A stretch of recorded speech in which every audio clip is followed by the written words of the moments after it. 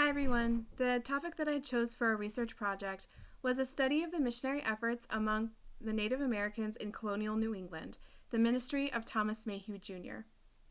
The evangelization of the heathen was a hallmark of the 17th century thrust within the Puritan ethos in emigrating to the New World.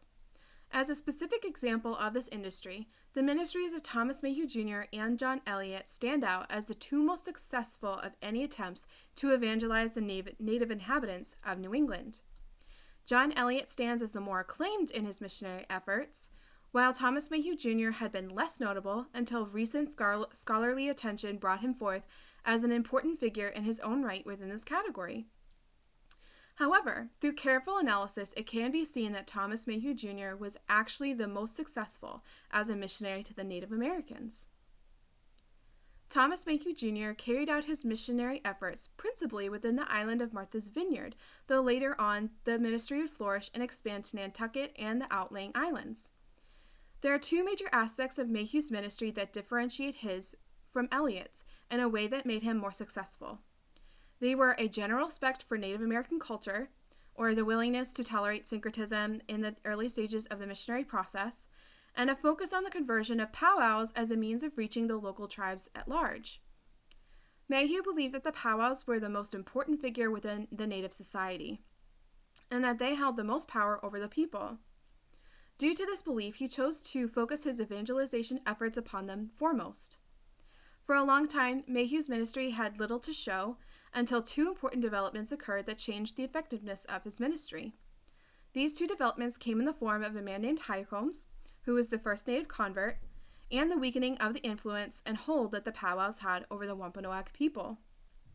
The second important aspect of Mayhew's ministry that made it the most successful was the respect for native culture and a willingness to tolerate the syncretism of Christianity and native beliefs.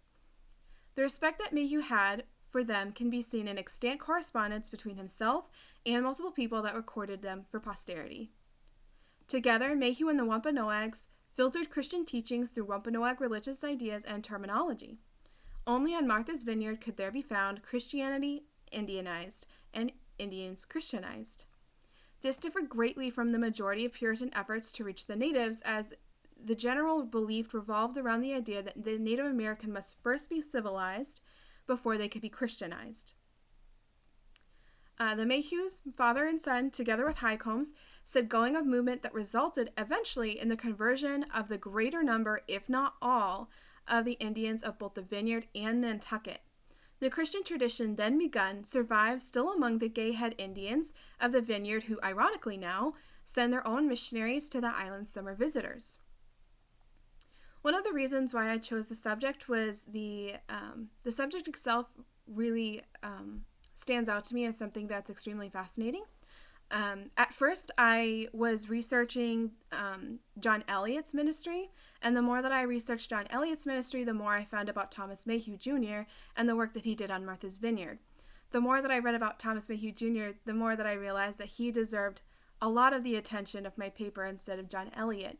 I learned a lot about the methods that Mayhew used, how he interacted with the Native Americans in a way that was really respectful, and in a history of relations between settlers and Native Americans that almost always ended violently or oppressively. It was really amazing to see that there was at least one specific example of settlers and Native Americans getting along really, really well based on a very respectful relationship that was started by the settlers.